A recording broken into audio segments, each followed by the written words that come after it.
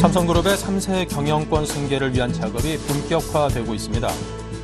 국세청이 대기업에 대한 세무조사 정도를 높이고 있습니다. 정부가 연말까지 보건, 의료와 교육 등의 분야를 대상으로 추가적인 서비스 산업 선진화 방안을 내놓기로 했습니다. 동양그룹의 구조 조정이 금융당국의 정책적 배려보다는 시장 원리대로 진행될 전망입니다. 시청자 여러분 안녕하십니까. 센경제 현장의 임동석입니다. 오늘 코스피 지수 외국인의 순매수에 힘입어서 2010포인트를 넘어서며 마감을 했습니다. 조민규 기자 연결합니다. 안녕하세요. 안녕하세요. 네, 오늘 시황부터 알려주십시오. 네, 코스피 지수가 외국인의 매수세에 힘입어 2010포인트 위로 올라섰습니다. 27일 코스피 지수는 전 거래일보다 0.22%, 4.48포인트 오른 2011.80으로 거래를 마치며 이틀째 강세를 나타냈습니다. 전날 미국 증시가 고용지표 호조로 6거래일 만에 상승 마감한 가운데 국내 증시도 외국인의 매수세가 23거래일째 유입되며 장 내내 강세를 나타냈습니다. 이날 외국인은 국내 증시에서 2,053억 원어치를 사들이며 지수를 끌어올렸습니다. 반면 기관은 1,028억 원어치를 내다 팔며 14거래일 연속 매도세를 보였고 개인도 950억 원어치 순매도했습니다. 업종들로는 유통업과 운수창고, 섬유의복, 의약품 등이 1%대의 강세를 보였습니다. 반면 통신업과 보험, 건설업 등은 내렸습니다. 시가총액 상위 종목 중에서는 현대중공업이 2.86% 뛰었고 현대모비스와 한국전력, LG화학, 네이버 등도 상승했습니다. 그러나 기아차와 삼성생명, 삼성전자, SK텔레콤, KB금융은 하락했습니다. 이 밖에 한진칼이 정부의 투자 활성화 대책 수혜 기대감에 7.98% 올랐고 금호타이어와 동양증권, 현대글로비스도 크게 뛰었습니다. 코스닥 지수는 전 거래일보다 4.67포인트, 0.88% 오른 537.50의 거래를 마쳤습니다. 네, 자 그리고 외국인이 23거래일이나 연속 순매수하면서 장기 랠리 기록을 다시 썼습니다. 전문가들은 이에 대해서 어떤 평가를 내립니까? 네, 외국인이 27일 국내 증시에서 23거래일 연속 순매수에 나서 한국거래소가 거래 내역을 전산화한 지난 1999년 이후 최장 순매수 기록을 세웠습니다. 기존 기록은 2010년 3월의 22거래일입니다. 2010년 3월과 지금 국내 증시의 변수는 환율, 실적, 대외 환경으로 비슷합니다. 다만 2010년의 경우 환율과 대외 환경이 미치는 부정적인 영향이 실적 기대감보다 컸던 반면 지금은 그 반대 양상을 나타내고 있어 외국인의 매수 강도는 더 강해질 것이라는 분석이 제기됩니다. 김지훈 신흥금융투자연구원은 올 3, 4분기 실적 기대치는 떨어지고 있지만 우리나라만의 현상이 아니라 이머징 국가들 전반적인 현상이기 때문에 외국인들은 밸류에이션이 상대적으로 낮은 한국 시장에 지속적으로 관심을 보일 가능성이 크다고 설명했습니다. 현재 코스피 시가총액 대비 외국인 보유 비중은 33.6%를 나타내고 있습니다. 이는 2000년 이후 외국인이 코스피 시가총액 대비 보유 비중 평균인 34.1%를 하회하는 수치로 외국인의 시가총액 비중이 평균치까지 상승한다면 6조 3천억 원까지 추가적인 자금 유입이 가능할 것으로 예상됩니다. 벤주노 유진투자증권 리서치센터장은 2010년 3월은 유럽 재정위기라는 큰 암초가 눈앞에 보이는 시기였지만 현재 상황은 미국과 유럽의 경기가 회복되는 데다 중국 역시 강력한 부양책으로 경제지표가 호조를 보이고 있다며 미국 예산안 공방, 부채 상황 이슈 등 정치적 부담은 다소 있지만 이머징 국가들의 금융위기 우려감이 잦아들고 있기 때문에 대외 변수로 인해 외국인의 매수세가 줄어들 가능성은 이전보다 작은 상황이라고 분석했습니다. 다만 일부 전문가들은 외국인의 매수세가 점차 둔화되고 있어 단기적으로는 증시가 정체하는 모습이 나올 가능성도 있다고 지적했습니다. 배재현 하나투자증권연구원은 최근 외국인의 개별주 매수 규모가 점차 줄어들고 있는 상황을 고려할 때 외국인 수급이 다소 악화될 가능성이 있다고 말했습니다. 그는 다만 환율 부담이 단기적일 것으로 보이는 데다 전 세계 주식시장 내에서 한국이 차지하는 비중이 지난해에 비해 상당히 낮아져 있기 때문에 장기적으로는 외국인의 유입 추세가 유지될 것이라고 내다봤습니다. 네, 잘 들었습니다. 지금까지 조민규 기자였습니다. 감사합니다. 고맙습니다.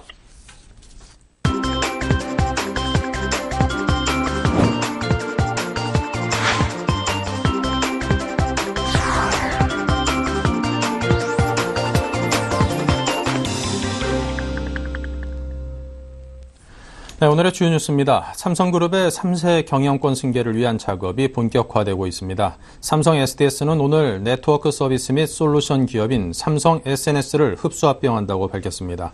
두 회사는 IT 시장 환경 변화에 대응하고 해외 시장 공략을 강화하기 위한 것이라고 합병 이유를 밝혔습니다. 이번 합병 작업은 삼성그룹의 3세 경영권 승계와 관련돼 주목받고 있으며 이 같은 현상은 합병 이후 이재용 삼성전자 부회장의 삼성 SDS 지분율이 늘어나기 때문입니다. 이 부회장은 현재 삼성 SDS 지분 8.81%를 보유하고 있으며 흡수 합병되는 삼성 SNS의 지분 45.69%를 보유한 최대 주주입니다. 합병 이후 이 부회장의 삼성 SDS 지분율은 8.81에서 11.26%로 높아져 삼성전기를 제치고 3대 주주로 올라섭니다. 앞으로 삼성 SDS가 상장될 경우 늘어난 지분만큼 계열사 경영권 확보를 위한 실탄을 더 확보하게 되는 것입니다. 이에 앞서 이 부회장과 이부진 호텔신라 사장, 이서연 제일모직 부사장이 각각 지분을 보유한 에버랜드가 제일모직으로부터 패션 사업을 넘겨받기로 했습니다. 이는 삼성 3세들의 지분 가치를 높여 후계 작업에서 유리한 구도를 만들어주기 위한 포석이라는 분석입니다. 국세청이 대기업에 대한 세무조사 강도를 높이고 있습니다. 정부 당국과 업계에 따르면 국세청은 이달 초 포스코에 대해 대대적인 세무조사에 착수한 데 이어 지난 26일 CJ그룹의 계열사인 CJ E&M에도 조사관을 보내 회계장부 등을 확보했습니다. 이들 두 회사에 대한 조사는 특별 세무조사인 것으로 알려져 그 배경에 관심이 모아지고 있습니다. 국세청은 지난 7월 CJ그룹과 롯데쇼핑에 대해 강도 높은 세무조사에 들어간 바 있으며 효성그룹에 대해서도 지난 5월 말부터 세무조사를 벌이고 있습니다. 특히 국세청은 효성그룹의 조성래 회장과 주효성 그리고 일부 경영진을 탈세 혐의로 검찰에 고발키로 방침을 정한 것으로 알려졌습니다.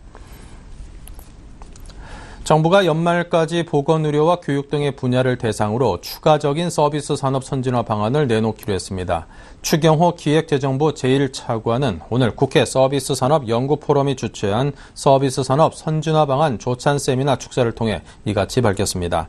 조 차관은 양질의 일자리와 고부가가치를 창출할 수 있는 핵심 분야에 대한 서비스 대책을 연말까지 마련해 나갈 것이라며 보건, 의료와 교육사업 서비스, 금융 등의 분야를 대상으로 제시했습니다. 이어 산업 발전을 저해하는 규제를 과감히 완화하고 인재 양성과 기술 개발을 촉진하는 지원책을 마련하는 것이 주 내용이 될 것이라고 설명했습니다.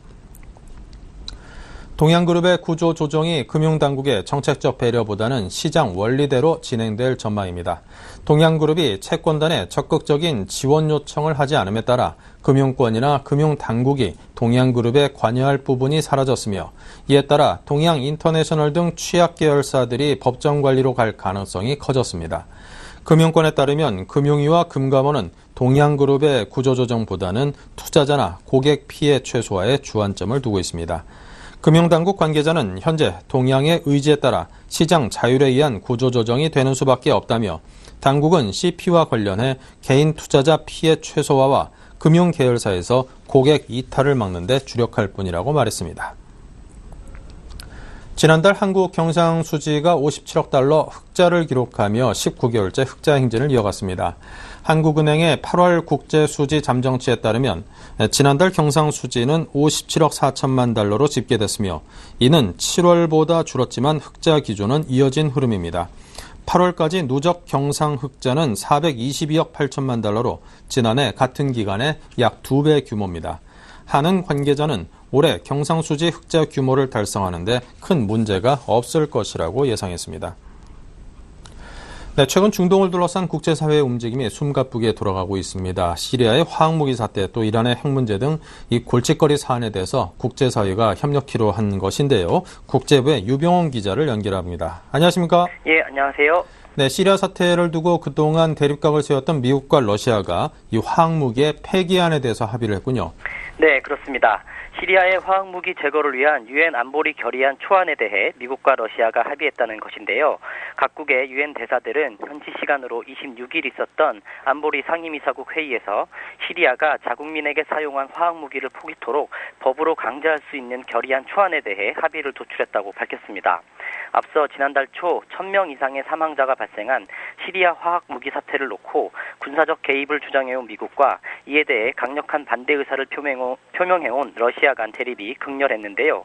이후 러시아가 국제사회의 감시를 통한 시리아 화학 무기 폐기라는 중재안을 들고 나오면서 외교적 해결로 가닥을 잡은 시리아 사태는 군사적 개입을 가능케 하는 유엔 헌장 7장 내용을 결의안에 포함시킬지 여부를 두고 또다시 신경전을 벌여왔습니다.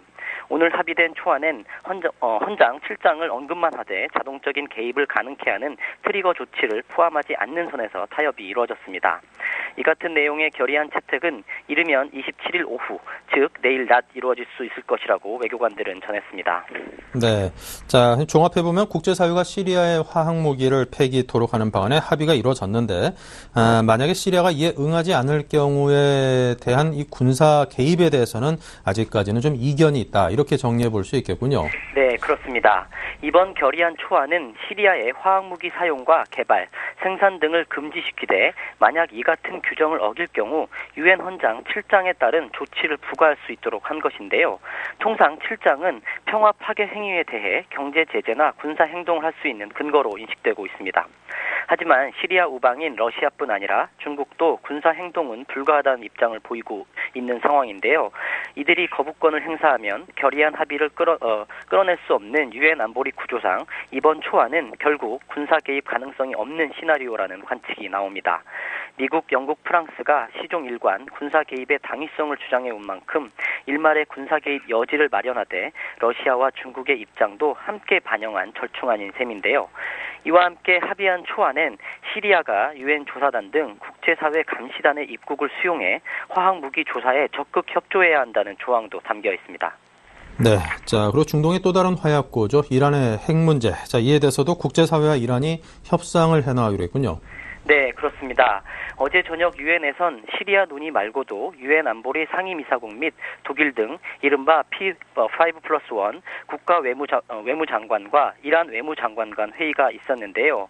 이 회의에서 관련국들은 다음 달 15일 스위스 제네바에서 핵 협상을 재개해 1년 안에 협상을 타결하는 데 합의했다고 밝혔습니다.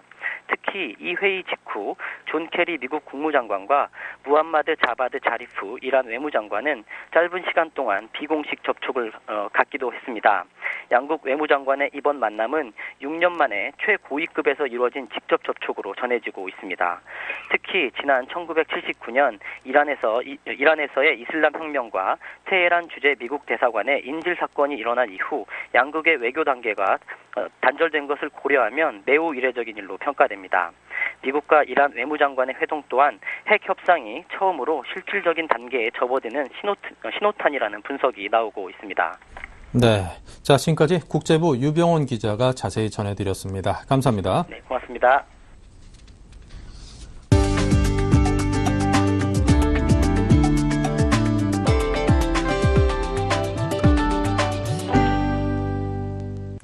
STX 조선해양의 신임 대표이사로 류정형 부사장이 선임됐습니다. 류 대표는 앞으로 STX 조선해양의 경영을 정상화시키면서 강도 높은 구조조정을 지휘해야 하는 책임을 안게 됐습니다. STX 조선해양은 오늘 임시 주주총회를 열고 류 부사장을 신임 사내이사로 선임하는 안건을 의결했습니다. 이어 열린 이사회에서 류 부사장은 STX 조선해양의 신임 대표이사로 뽑혔습니다. 주총에서는 자본금 감소 승인 안건이 통과돼 최대 주주인 주식회사 STX는 100대 1, 일반 주주는 3대 1 비율로 주식을 감자하고 자사주도 전량 무상 소각하기로 결정했습니다. 이에 따라 STX 조선해양의 자본금은 2,144억 원에서 493억 원으로 줄어듭니다. 삼성전자가 러시아 이동통신사인 모바일 텔레시스템즈와 4세대 롱텀 에볼루션 통신장비 공급 계약을 체결했습니다. MTS는 가입자 7천만 명, 시장 점유율 25%를 확보하고 있는 러시아 1위 사업자입니다. 삼성전자는 MTS와 함께 상트페테르부르크를 포함한 러시아 서북부 지역 LTE 통신망을 2015년까지 구축하게 됩니다. 삼성전자는 지난 2월 스페인 통신사업자 텔레포니카와 남미 시장 LTE망 구축을 위한 파트너십을 체결했고 4월에는 아일랜드 허치슨 시리즈에 LTE 기지국 단독 공급 계약을 체결한 데 이어 러시아 시장까지 진출하게 됐습니다. 금호 아시아나그룹이 금호 상표권을 놓고 금호 석유화학을 상대로 소송을 냈습니다.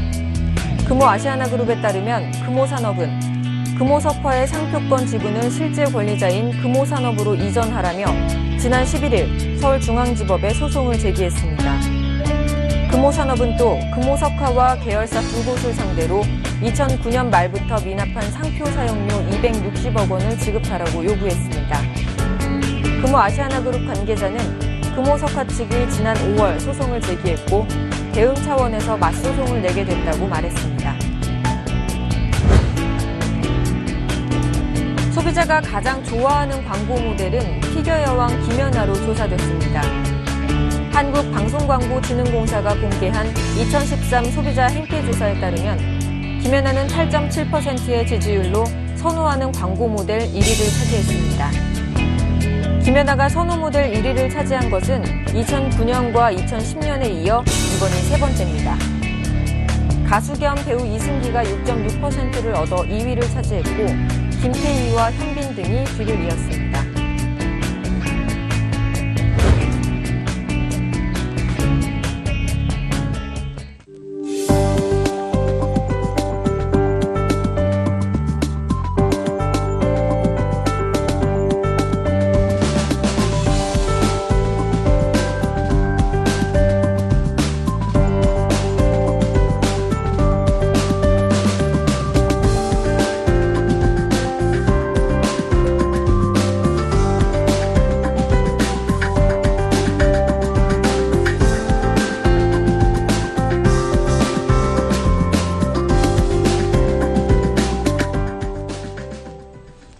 네, 이상으로 생경제 현장을 마칩니다. 감사합니다.